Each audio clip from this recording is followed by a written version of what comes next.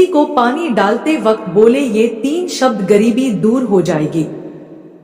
एक बार की बात है, देवी सत्यभामा ने भगवान श्री कृष्ण से तुलसी को जल देने का महत्व पूछा। तब भगवान श्री कृष्ण ने उन्हें उसका महात्म्य सुनाया। आगे देवी सत्यभामा कहती हैं, हे स्वामी, आपने मुझे तुलसी को जल देने का महत्व तो बता दिया है, किंतु अब मेरे मन में यह जानने की जिज्ञासा हो रही है कि तुलसी को जल कैसे देना चाहिए, तुलसी को जल देने की सर्वोत्तम विधि कौन सी है तथा तुलसी को जल देने का मंत्र कौन सा है। कृपया आप मुझे इन सभी प्रश्नों का उत्तर दें। तब भगवान श्री कृष्ण देवी सत्यभामा से कहते हैं, हे प्रिय, जिस प्रकार से मैंने तुम्हें तुलसी का महात्म्य सुनाया है, उसी प्रकार से तुलसी को जल देते समय बोले जाने वाले मंत्र का भी बड़ा महत्व है। यह मंत्र केवल 3 शब्दों का है, किंतु इसका प्रभाव बहुत कल्याणकारी है। जो भी मनुष्य नित्य तुलसी को जल देते समय अपने मुख से केवल ये 3 शब्द बोल देता है, तो साक्षात लक्ष्मी उसके घर में प्रवेश करती है, उसकी दरिद्रता समाप्त हो जाती है, उसे धन धान्य की प्राप्ति होती है। वह मंत्र बताने से पूर्व मैं आपको तुलसी के इस मंत्र का महात्म्य सुनाता हूँ। इस महात्म्य को सुन लेने मात्र से ही मनुष्य के समस्त पाप नष्ट हो जाते हैं और उसे 100 वर्षों तक तुलसी को जल देने का पुण्य प्राप्त होता है।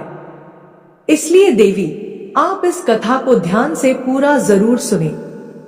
देवी सत्यभामा कहती हैं, हे प्रभु, मैं इस कथा को पूरा अवश्य सुनूंगी, आप मुझे तुलसी के मंत्र का महात्म्य सुनाइए। श्री कृष्ण कहते हैं, हे देवी सत्यभामा, दक्षिण में एक अत्यंत शोभायमान नगरी थी। उस नगरी में सुशर्मा नाम का एक खोटी बुद्धि का ब्राह्मण रहता था। पापियों का तो वह शिरोमणि था। उसका जन्म एक ऐसे ब्राह्मण परिवार में हुआ था जो पाप कर्म करने वाले और शास्त्र ज्ञान से शून्य थे।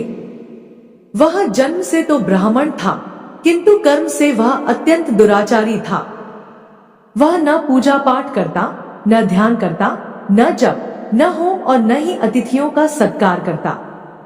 उसके द्वार पर आए अतिथियों को बिना दान किए ही क्रूरता पूर्वक भगा देता था। वह सदैव ही पराई स्त्रियों में आसक्त रहता था और उसे मदिरा पान करने की भी आदत थी। साथ ही वह मांस खाया करता था। वह दिन में खेत में काम करके पत्ते बेचकर जीविका चलाया करता था और रात में व्यभिचार करता था। इस प्रकार से उस ब्राह्मण ने अनेक वर्षों तक जीवन व्यतीत किया। फिर एक दिन वह दुर्बुद्धि शर्मा बेचने के लिए पत्ते इकट्ठा करने के लिए एक ऋषि की वाटिका में घूमने लगा और पत्ते तोड़ने लगा। तभी एक काल रूपधारी काले सर्प ने उस ब्राह्मण को काट लिया और उसी समय उसकी मृत्यु हो गई।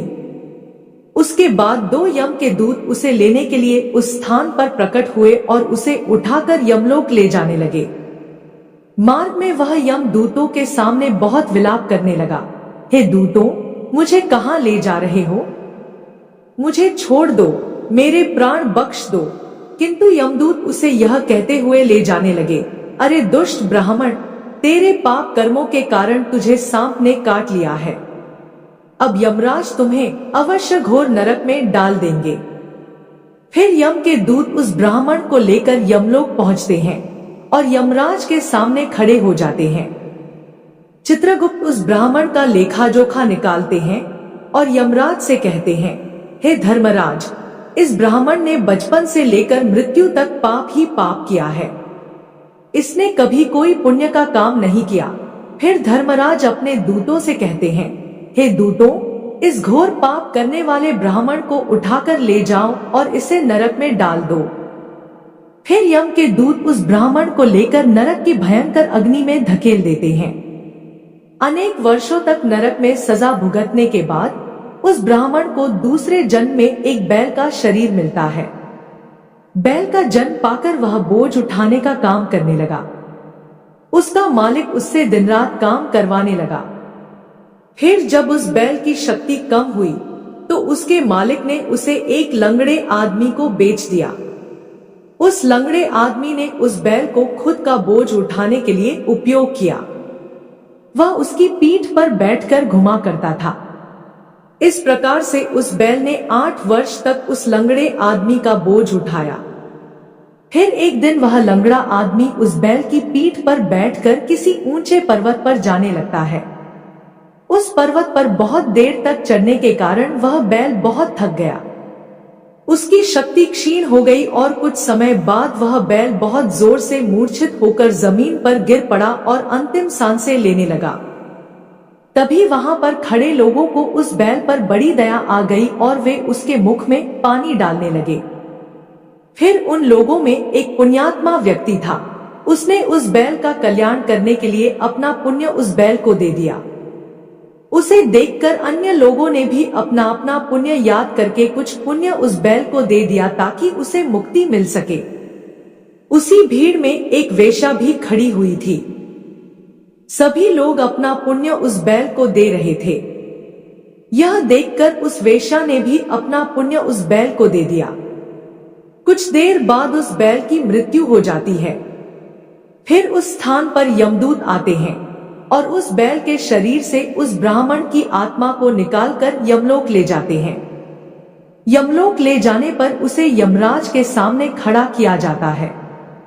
फिर चित्रगुप्त उसका लेखा जोखा देखते हैं तो वे आश्चर्य में पड़ जाते हैं।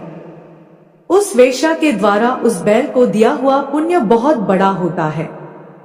उस पुण्य के प्रभाव से उसके सभी जन्मों के पाप नष्ट हो जाते हैं। फिर यमराज उस ब्राह्मण के सभी पाप क्षमा करते हैं और कहते हैं, हे ब्राह्मण, उस वेश्या ने तुझे अपना पुण्य देकर तुझ पर बड़ा उपकार किया है। केवल उसी के पुण्य के कारण तुम्हारे सब जन्मों के पाप नष्ट हो गए हैं और यमराज उसे फिर से मनुष्य जन्म प्रदान करते हैं। इस बार वह पृथ्वी पर आकर एक उत्तम ब्राह्मण कुल में जन्म लेता है। उस महापुण्य के प्रभाव से उसे इस नए जन्म में अपने पूर्व जन्म की बातें याद आने लगती हैं। जब वह ब्राह्मण बड़ा हो जाता है तो उसे याद आता है कि पिछले जन्म में जब वह बैल था तब एक वेश्या ने उसे उसका पुण्य दे दिया था। इसीलिए उसके मन में उस वेश्या के बारे में जानने की इच्छा होती है और उस महापुण्य के बारे में जानने के लिए वह वेश्या का पता लगाकर उसे ढूंढते हुए उसके नगर में चला जाता है। वह वेश्या अब बूढ़ी हो चुकी थी। फिर जब उसे वह वेश्या मिल जाती है तो वह उसके सामने जाकर उसे बार बार प्रणाम करता है और उस वेश्या का धन्यवाद करने लगता है। वह वेश्या कहने लगती है, हे ब्राह्मण श्रेष्ठ, आप कौन हैं और किस कारणवश आप मुझे वेश्या को धन्यवाद दे रहे हैं? मैंने आपका कौन सा कार्य किया है कि आप मुझे नमस्कार कर रहे हैं? तब वह ब्राह्मण कहता है, हे माता, मैं वही बैल हूँ जिसे तुमने अपना पुण्य दे डाला था। अपने पाप कर्मों के कारण मुझे पिछले जन्म में बैल होना पड़ा था। उस पर्वत पर जब मैं मर रहा था तो तुमने मुझे अपना पुण्य दिया था। तुम्हारे पुण्य के प्रभाव से ही आज मुझे फिर से मनुष्य जन्म मिला है। तुम्हारे द्वारा दिए गए उसी पुण्य के कारण मुझे अपने पूर्व जन्म की सारी बातें याद हैं। किंतु हे माता, मैं आज यहाँ पर यह जानने के लिए आया हूँ कि तुमने मुझे उस समय पर अपना कौन सा पुण्य दिया था जिस कारण से मेरे सभी जन्मों के पाप नष्ट हो चुके हैं। मैं उस पुण्य के बारे में जानना चाहता। तब वेश्या ने कहा, हे ब्राह्मण श्रेष्ठ, मैंने तो अपने जीवन में कोई पुण्य का काम नहीं किया है, किंतु मेरे घर में एक तोता है जो पिंजरे में रहकर हमेशा कुछ बोलता रहता है। उसे सुनकर मेरा अंतकरण पवित्र हो गया है। उसी तोते के द्वारा बोले गए मंत्र का पुण्य मैंने तुम्हें दान में दिया था। फिर वह वेश्या और वह ब्राह्मण उस तोते के पास जाते हैं और उसे पूछने लगते हैं, हे शुक, तुम कौन सा मंत्र बोलते रहते हो जिससे हमारे जीवन का उद्धार हुआ है?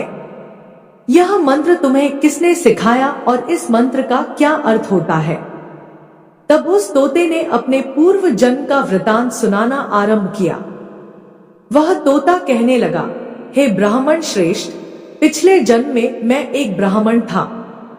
मैं अपने ज्ञान के अहंकार में अंधा हो चुका था। मैंने कभी गुरुजनों का आदर नहीं किया, सदैव ही उनका अपमान किया। मुझे अपने ज्ञान पर इतना अधिक घमंड हो गया था कि जिस कारण से मेरे क्रोध बहुत अधिक बढ़ गए और मैं सभी से द्वेष करने लगा, अन्य मनुष्यों को तुच्छ समझने लगा और विद्वानों का भरी सभा में अपमान करने लगा। फिर कालांतर में मेरी मृत्यु हो गई और मुझे यमलोक ले जाया गया। पूज्य जनों और गुरुजनों का अपमान करने के कारण मुझे तोते के कुल में डाल दिया गया और मेरा जन्म एक तोते के रूप में हो गया। मेरे पाप कर्मों के कारण छोटी अवस्था में ही मेरा अपने माता पिता से वियोग हो गया। फिर मैं पेड़ की डाल पर बैठकर रो रहा था, तो उसी स्थान से कुछ मुनि जा रहे थे। उन्होंने मेरी दयनीय पुकार सुनी और मुझे लेकर अपने आश्रम में चले गए। वहां उस आश्रम पर उन्होंने मुझे एक सुंदर पिंजरे में रखा और मेरा अच्छी तरह से ख्याल रखा। वे मुझे नित्य भोजन दिया करते थे और पढ़ाते थे। उस स्थान पर वे ऋषि मुनि, उनकी स्त्रियां और बालक सभी नित्य तुलसी के पौधे को जल देते थे और उसके सामने एक मंत्र का जाप करते थे। उन्हीं के मुख से बार बार उस मंत्र को सुनकर मैंने उसे रट लिया और तभी से मैं उस मंत्र को जान गया हूँ और वही मंत्र मैं दिन रात बोलता हूँ। उस मंत्र के प्रभाव से मेरी कभी मृत्यु नहीं हुई और मेरी आयु 100 वर्ष की हो गई। मैं इतने वर्षों तक जीवित रहा। इसी बीच एक रात को एक चोर उस स्थान पर आ गया और उसने मुझे वहां से चुरा लिया। फिर इस वेश्या ने मुझे उस चोर से खरीद लिया। इस वेश्या के घर पर आने के बाद भी मैं उस मंत्र को बोलता रहता था, जिसे सुनकर इस वेश्या का मन भी पवित्र हो गया और इसने वेश्या का काम छोड़कर भगवान विष्णु की भक्ति करने लगी। उसी मंत्र के प्रभाव से मेरे पूर्व जन्मों के सभी पाप नष्ट हो गए और उसी मंत्र के प्रभाव से इस वेश्या का भी अंतक पवित्र हो गया। हे ब्राह्मण देवता, उसी मंत्र के पुण्य से आप भी पाप मुक्त हो गए हैं। इस प्रकार से तोते ने उस ब्राह्मण को और उस वेश्या को सारा वृतांत सुना दिया, जिसे सुनकर वह ब्राह्मण और वेश्या दोनों ही अत्यंत प्रसन्न हुए और फिर वे दोनों ही नित्य तुलसी को जल देकर उस मंत्र का जाप करने लगे। फिर वह तोता, वेश्या और वह ब्राह्मण तीनों उस मंत्र के प्रभाव से दिव्य विमानों में बैठकर विष्णु लोक को चले गए। श्री कृष्ण कहते हैं, हे देवी सत्यभामा, देखा आपने, केवल तुलसी के इस मंत्र के प्रभाव से उस तोते, उस वेश्या और उस ब्राह्मण के सभी पाप नष्ट हो गए हैं। इसीलिए प्रत्येक मनुष्य को रोज तुलसी को जल देते समय इस एक मंत्र का उच्चारण अवश्य करना चाहिए। हे देवी, वह मंत्र इस प्रकार है, इसे तुम ध्यान से सुनो। ओम वृंदावन स्वाहा, ओम वृंदावन स्वाहा। श्री कृष्ण कहते हैं कि जो भी स्त्री नित्य तुलसी के समक्ष इस मंत्र का उच्चारण करेगी वह सौभाग्यशाली बनेगी। जो भी पुरुष तुलसी के सामने इस मंत्र का उच्चारण करेगा उसे अक्षय धन की प्राप्ति होगी। जिस घर के सामने नित्य तुलसी की पूजा की जाएगी उस घर में साक्षात लक्ष्मी का वास होगा। तुलसी का यह मंत्र राज कल्पतरु है। यह समस्त फलों को प्रदान करने वाला है। अतः जो भी तुलसी के सामने इस मंत्र का उच्चारण करेगा उसे संपूर्ण सिद्धियां प्राप्त होंगी। स्त्रियों को सदैव ही स्नान करके अपने बाल बांधकर मांग में सिंदूर भरकर नित्य तुलसी को जल देना चाहिए और इस मंत्र का उच्चारण करना चाहिए। रोज तुलसी के पौधे की परिक्रमा करनी चाहिए, इससे सभी दोष नष्ट हो जाते हैं।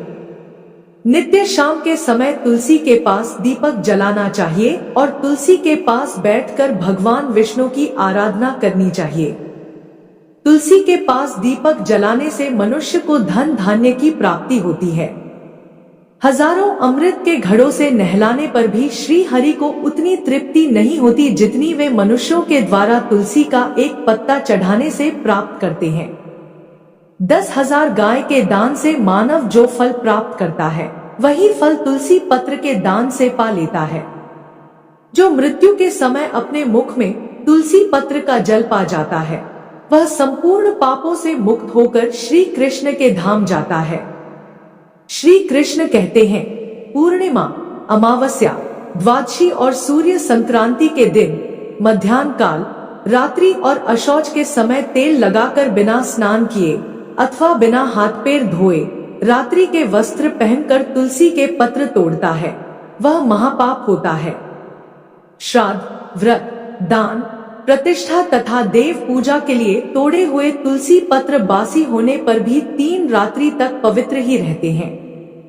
तुलसी का एक एक पत्ता ना तोड़कर पत्तियों के साथ अग्रभाग को तोड़ना चाहिए। तुलसी की मंजरी सब फूलों से बढ़कर मानी जाती है। मंजरी तोड़ते समय उसमें पत्तियों का रहना भी आवश्यक माना गया है। पूज्य भाव से पौधे को हिलाए बिना तुलसी के अग्रभाग को तोड़ना चाहिए। इससे पूजा का फल लाख गुना बढ़ जाता है। तुलसी के पत्तों को कभी नाखून से नहीं तोड़ना चाहिए, इससे पाप लगता है।